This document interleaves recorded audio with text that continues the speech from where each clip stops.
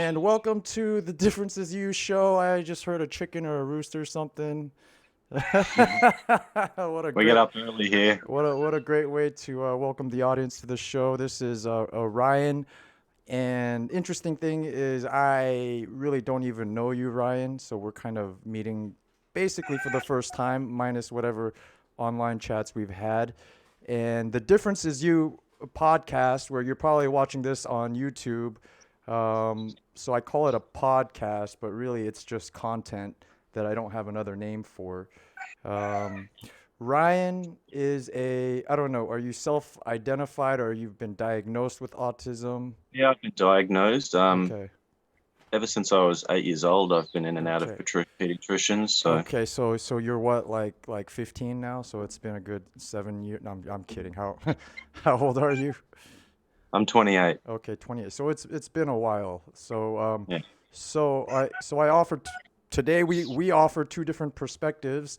A guy, I mean, I'm older than you, but I mean we're within the similar age range. Well, not I'm like 10 years older than you, but um, a man who's been diagnosed for almost a couple decades, lived with the condition knowingly. This is Ryan over here, my guest, and me, a 37-year-old male who literally just found out he has Asperger's, and I might not even have it. I haven't been diagnosed. So that this is the perspective you get today. Um, Ryan, who's been clinically diagnosed and has his perspective, in me, I might just be faking it for attention. I don't know. Maybe you can help me me figure that out today.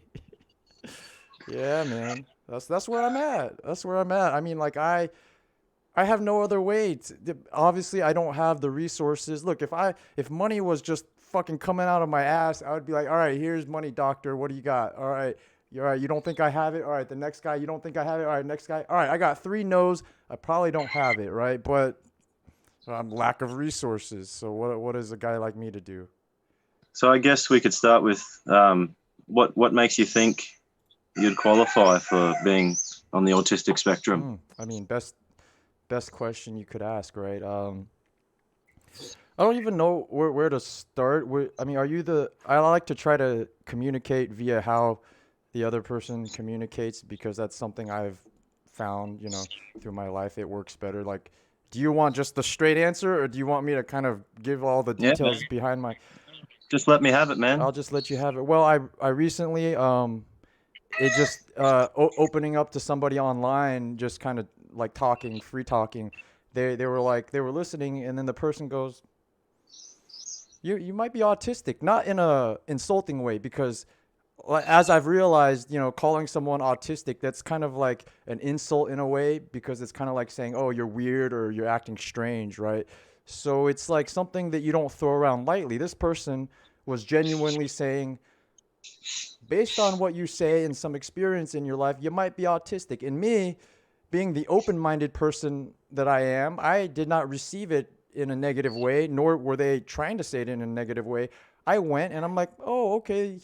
Like, I was really ready and willing to discard it. Like, autistic, what the fuck? But I'm like, oh, okay. Well, I Googled Asperger's, Asperger's or autistic symptoms or whatever. And then I found this, whatever, Google pulled up this web page. It was like Asperger's symptoms, and I identified with almost every single one. And then it was like a big aha moment Hmm. where and this is where I'll get into the details, which is why I was like, well, what do you want first, the hard answer or the details? So basically, to answer your question, a friend pointed me to Asperger's sites, and I read it, and I'm like, damn, that's me to a T. But obviously, only I know in my mind, right? Like a psychiatrist or psychologist is not going to trust me. They're going to say, well, let's look at your behavior objectively. Let's talk to your friends, your family, perhaps your live-in girlfriend. That's what I would expect from a therapist. But for me, my personal experience, like I can almost tell you 100% because you don't nobody knows your own mind better than yourself. So if some Hmm. of these things are basically trying to gauge, what is your subjective experience of life, I'm actually in a better position than a professional to gauge what my subjective experience of life is, right? Because from what I've read, Asperger's, especially the high functioning those of us, I say those of us like I'm already in the group, but assuming I am, right? Those of us on the higher functioning level of the spectrum, I feel like can move through life gaining skills and being better able to fool people, especially someone in my position where I didn't have the diagnosis. So I don't know that I am different in a way. I don't know that I have this condition, as I like to call it. I don't like I'm very against Western medicine in their whole, labeling and making and not just labels are fine, right? But Mm. they use negative labels. They use words like disorder, disease, and Disorder. syndrome, right? To describe what in my view are otherwise just basic characteristics of being alive. Okay, and I Mm. and this is like a big passion of mine to where um yeah, there are labels that people should be like, like mentally retarded. Like if you think retarded is a politically incorrect label, so be it. But at some point you have to be like, well, there's something wrong with that kid. He's not going to survive in normal school, right? Mm. I mean, it's sad that retarded has become like so negative that we can't even use it in a clinical way. But that's not to say that label is bad. I'm fine with getting rid of that label, but you get rid of the label, there's a condition that still exists behind it, right? So Mhm. so for example, like um, autism spectrum, right? Is I think that's a characteristic of being alive. Some people have more, some people have less, right? Some people have zero spectrum characteristics, right? But same thing as being an introvert. Same thing as liking this kind of music. You either like it a lot or you dislike it, or you're in the middle, neutral. You don't care. Everything has a spectrum. And after kind of delving into this week and finding out that yeah, I think I'm on the spectrum. I'm on the high functioning end, but I can't deny it anymore. Um, I I really have a big problem with certain things being disorder or syndrome. For example, I pretty clear that I also quote unquote suffer. Like we're all suffering from this. I'm not suffering. I don't know if I'm fine, right? Like I'm Mm. fucking, I'm happy as a pig in shit. It's this like other people in society that makes me suffer. Like it, but in essence, if I get what I want, I'm not suffering from anything. Mm. So I don't suffer from this condition. I don't Mm. suffer from this disease. This ain't like a cancer that you have to cut out from me. Mm. I don't suffer from being Aspergers any more than some other guy suffers from being a homosexual, right? He might Or suffer. being stuck in traffic. Yeah, he might suffer because society doesn't accept your condition and who you are. But I'm only willing to go as far as calling it a condition of being alive. That's about the most, um, you know, like vocabulary ridden term I would use. I wouldn't go no beyond the word condition, because I think condition signifies that something's abnormal potentially, but it could be good or bad, right? Like a condition is a condition. Stupidity is a condition that afflicts some people. Genius is a condition that afflicts some people, but conditions are simply just facts. Conditions are just things that you have, and it could be good or bad, right? We have to save the good or bad labels for later, but I think just calling it what it is, you can't, that like calling it a syndrome or a disorder already like puts you on a bad path. That's why Mm. I don't even want to talk to like a classically trained psychiatrist that's already like taught in school for years to view this condition in a negative light. Like their term for it is already syndrome and disorder. Like why would I want to go find out something's wrong with me first of all? Like Mhm. wouldn't you think that I would try to pretend like I didn't have that disorder, right? As to not like get thrown in the loony bin, So I think there's a lot of implications as far as what people are expecting to find, right? It's hard. It would be hard for me to go in and get a diagnosis knowing what I know. Like for example, like I might be have anxiety about the fact, well, what if I test positive for this syndrome or disorder? What are they going to put me in handcuffs? I might as well just pretend like I'm normal. I don't know what's going to happen. Mm. That's Wow. shit that goes through my head. I don't even know what we were talking about, right? Mm. That's We a were talking about yeah. your road to discovery. Oh, okay. Yeah, And thanks for getting YouTube. me back on track. So, I I haven't become this aware or introspective my whole life. I'm 37, but it wasn't until about 10 years ago some traumatic experiences happened to me. You know, lost my business, forced me to really think about who I am, what I want out of life. And then I started being more self-aware, uh, being in tune with my feelings, where I kind of identified this bipolarness, and then I started realizing that this bipolarness is not like normal, so to speak. So as far as them calling it a disorder, sure, I can agree with it being a disorder in the sense that it's like it's hard to function if you have bipolar. It's hard to function in normal society. And in that perspective, sure, it's a disorder, but I still think it's a really bad thing to call it a disorder, right? Because that's just the way some people are, right? And you can't just give powerful drugs to people for just a normal state of being. Like if you identify, look, if you say, look, 5-10% of people being born for the rest of humanity are going to suffer from this condition. I mean, is it really like a abnormal condition when like actually a lot of people are just going to have it? Or, you know, I think we need to approach these things in a different way. I don't know if it's like feasible, right? But that just because something isn't feasible doesn't mean you don't try to work towards that utopia. I mean, you look at people like Elon Musk, for example, you could say, well, you know, fucking living in space is not feasible. That, I mean, but in his mind, maybe he sees this as the perfect utopia like 1,000 years from now, and he's just helping us get to this vision that nobody else can see. So that's what I mean is like, you know, maybe like completely readjusting schools to cater towards autistic and bipolar kids are it's not feasible. I don't say that it is. I don't say that I have the solution, but I don't think that trying to fit all these round pegs into square boxes and Mm. drug them into submission, I don't think that's a very ideal answer either. I don't have the answers right now, you know, but these are observations that I see pretty much. Do you know where the testing criteria come from for the autistic spectrum? The testing, where does it come?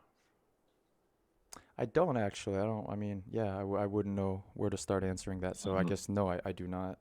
there was a European pediatrician by the name of Hans Asperger, Okay, yeah. Yeah, um, I'm familiar and he with the was basic story, and he's a Nazi or some shit. You know.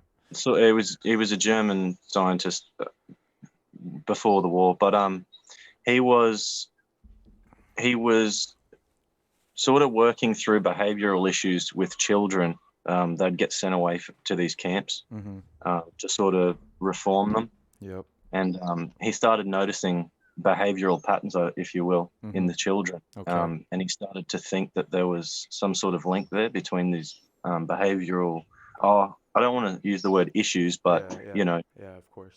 the antonym to Asperger's would be neurotypical, I guess. So Mm-hmm. that's the way the modern medicine world looks at it. So, um, yeah, and he come up with this behavior criteria. I think it was a 43-point questionnaire, and it just said about socializing, body language, so eye contact and tone of voice, one-sidedness in conversations.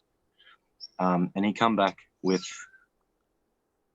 I think it was 530 children to begin with Yeah. in his testing criteria.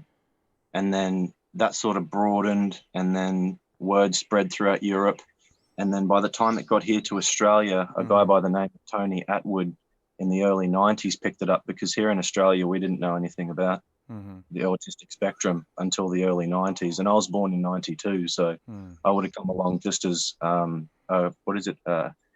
Asperger's Syndrome, A Guide for Parents and Professionals, I think is the name of the book by Tony Atwood. Mm. That Okay. sort of narrowed down a specific Australian criteria, a testing Mm-hmm. criteria for Okay. pediatricians to use here. And I think I would have been 8 years old in my third grade of school. Mm-hmm. When I first went to the pediatrician, Okay. and I come up 98%. So that was enough for Wow. me. Yeah. Yeah. But I was also diagnosed with ADHD. Mm-hmm. and ODD, Yeah. which is I'm high functioning Asperger syndrome. Yeah. Um, I have had my IQ tested. It's a little bit higher than normal. Yeah. I am an underachiever though. I procrastinate a lot, and I've got Yeah. a lot of social phobias and Uh-huh. anxiety, stuff like that I'm still working through today. And yeah, so I would have been probably about 8 years old when I first got tested. Got tested again when I was 11. Mm-hmm. Come back with similar results, and that would have been when the school put in behavioural management plans and Mm-hmm. wanted me on medication. Mm-hmm. And my parents at the time were going through sort of a rough divorce, and it was easier for them at the time, I guess, to put me on the medication, Mm. um, just because they didn't really have the strength to deal with me getting sent home from school all the time and Mm-hmm. my mum trying to find a house to live in, so on Mm-hmm. and so Well, forth. what kind of meds were those? Not that I would be familiar with all of them, just curious. They put me on medication for ADHD and anxiety. So I was on Andronax, I Okay. believe, for the anxiety, and I was on Ritalin. I'm not sure. I was on dexamphetamine for a while, Mm-hmm. but I'm not sure which one come first. But those would be the main three that the courses that I was put through. Okay. And I took those until I was 13. Uh-huh. Then Tony Atwood come out with a second book. I can't tell you the name of that one off the top of my head. But the testing criteria changed around 2002. Mm-hmm. So I got retested then. I got a sort of a milder score. And I was put from just being diagnosed with ASD to high functioning Asperger's syndrome. Hmm. So what, I mean, So like what, I mean, I mean, it's just kind of moving you around on the spectrum, right? Or did they just, I guess, like you were getting tested and diagnosed at a time when the field was advancing at the same just time, coming up, right? yeah. Yeah.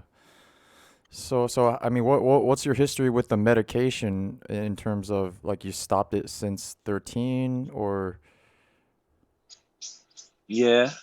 I would have been about 14. I think it was my first year of high school. I mm-hmm. stopped it. Okay. When the hormones come in, the medication that I was on amped me up a bit too much, the ADHD medication. Uh-huh. So they took me off that, took me off the anxiety medication, and I didn't start medication again until I was 24. Oh, so what in your life made you or the people around you think that you needed to start medication again? I decided to take the medication because I wasn't happy with myself. Mm-hmm. I'd put myself into a bad situation with a woman. Mm-hmm.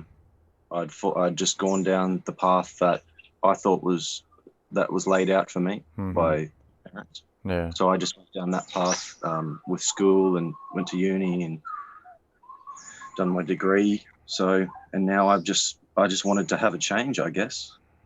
Yeah. I mean, how would you say you're doing in your life right now? I'm doing well. Yeah. Yeah. And Yeah, I'm really doing what's well. did anything change like were you able to find a job that just fits your personality or what kind of changed and kind of helped Yeah, everything? it got easier, but I think it gets easier the more you research it. Mm-hmm. It's good to have the tools there, like Mm-hmm. with anything. A lot of it is just you got to reassure yourself a lot. You've got to tell yourself certain things, and you've got Mm-hmm. to plant those seeds in prior. So if I know I'm going to be going into a stressful situation, I'll Mm-hmm. actually plant seeds prior to that. Mm. Hmm. I've actually, when I've been calm before in extreme situations, I've had to record a video on my phone telling myself that everything's fine and that I knew Dang.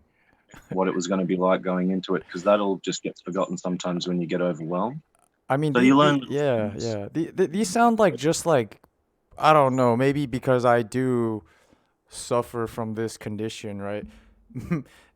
These sound like just really good life tips for anybody with like stage fright. You know what I'm saying? Like it I don't really.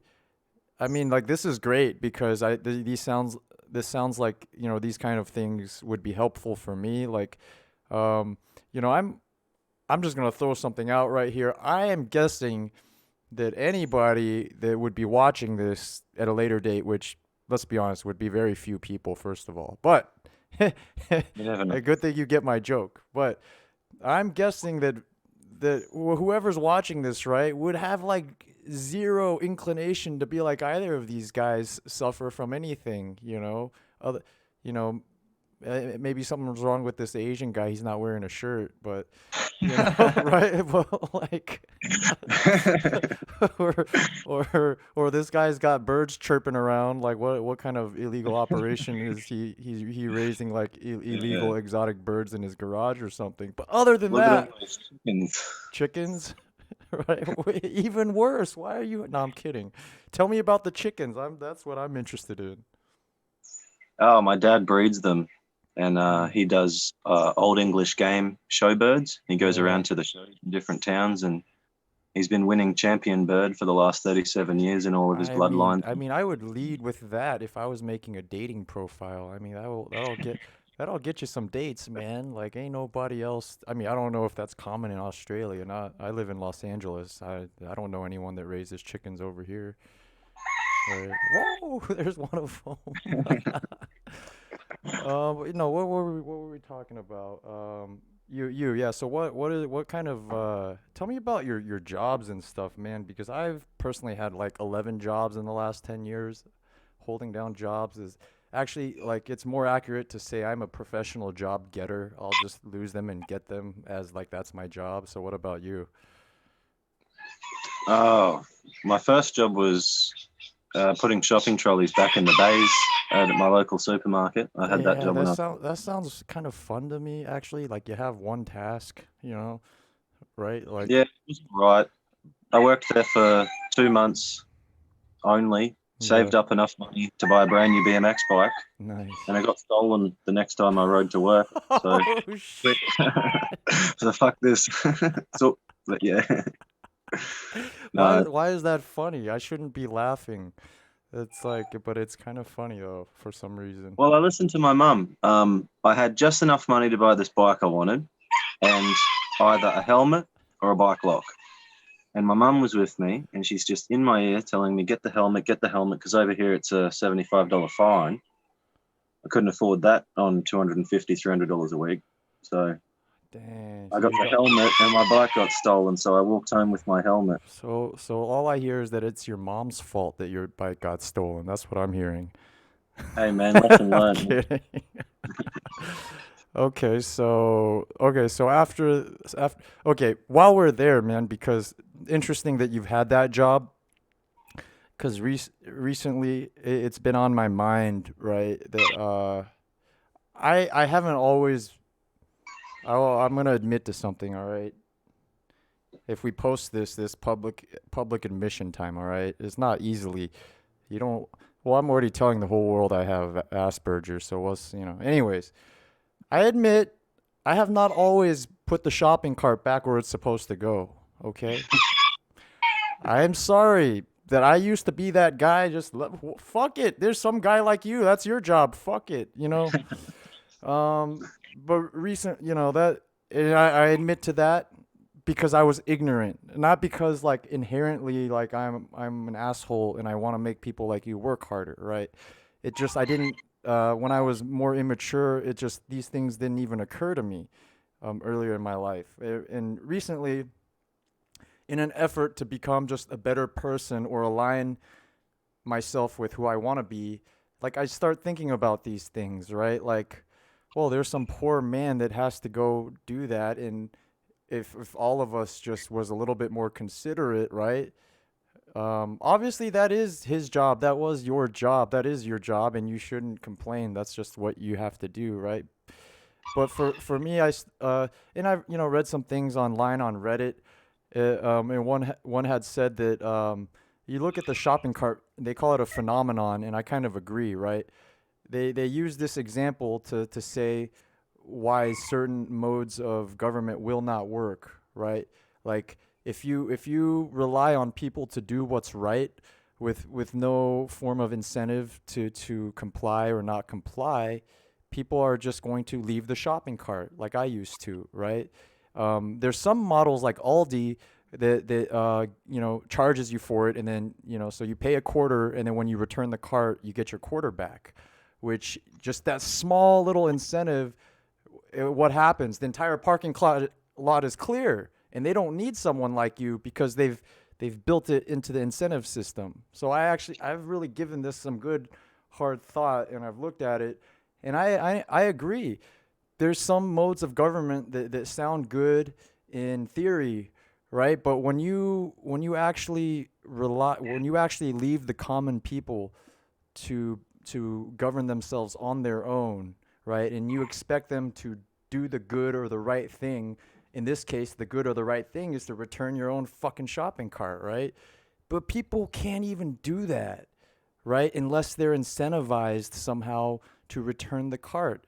Because just being the right thing to do, even if it's just like doesn't take up that much of your day, doesn't, like you already walked, you can't say that you're so disabled you can't freaking push the cart over there or just ask somebody to do it. Like it's pure laziness and ignorance that prevent You know what? people. Yeah, Sorry, I'll tell you a worse one. sure. When you see people, they post on Facebook that they're upset or that there's something wrong in their life and they may need help with it. Mm-hmm. And so they post it on Facebook, and you may never have met this person, but you want to reach out and see if Yeah, there's anything you can do. yeah, of And they course. just flat out ignore you. Yeah, that hasn't happened to me as much recently because I think I may have like experienced the exact phenomenon that you're talking about, that I've realized that a lot of quote unquote cries for help, they're not actually asking for help. These are just attention seeking behaviors. These are more like narcissistic behaviors. Like they know that by like express putting out there that they're suffering, right? Which Mm. and these are serious situations, right? Like these are potentially suicidal people, right? So I'm the last to call BS, because you'd rather err on the side of, well, let's just take them seriously because like they might be serious, so I'd rather err on that side. But like I've also seen exactly what you're talking about, more narcissistic behaviors where they might not even realize they're doing this, but they're not actually sick or suicidal or depressed, or maybe a little bit, but what their behavior is more of a narcissistic need for attention. And they do this by manipulating our emotions, by making us suffer, by telling us that they're suffering, and then we hurt inside, and then we try to help, and then they're like, aha, now this guy's suffering, and if I don't respond, he's not going to know what's going on with.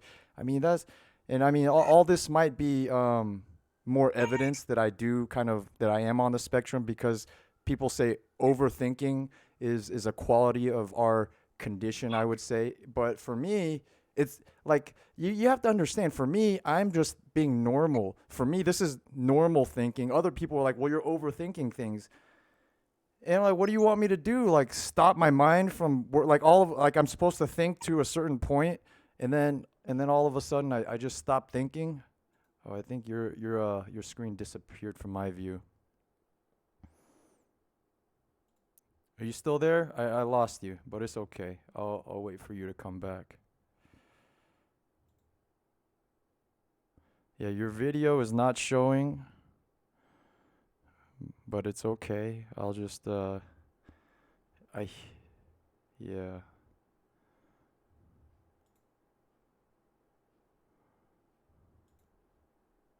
Yeah, for some reason your audio and video has disappeared. I don't know. Well, I'll just keep myself, maybe we'll play some music.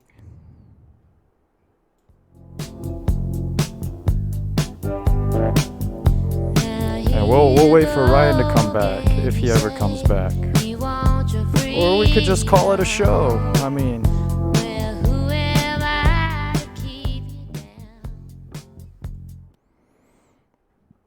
let me see if he's... Alright.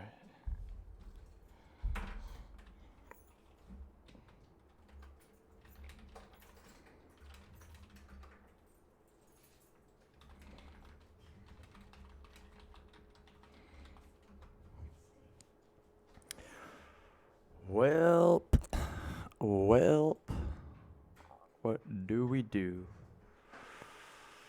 Maybe we just call it a show. Man, I was having a really interesting talk with Ryan here. Would really like to continue this.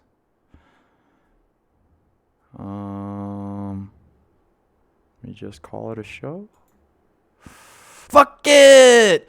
Hope you had a good time watching this incomplete episode, and I guess we'll call it a wrap. See you next time on episode 3, 4, or whichever one. Oh, look at this. I'm on the camera.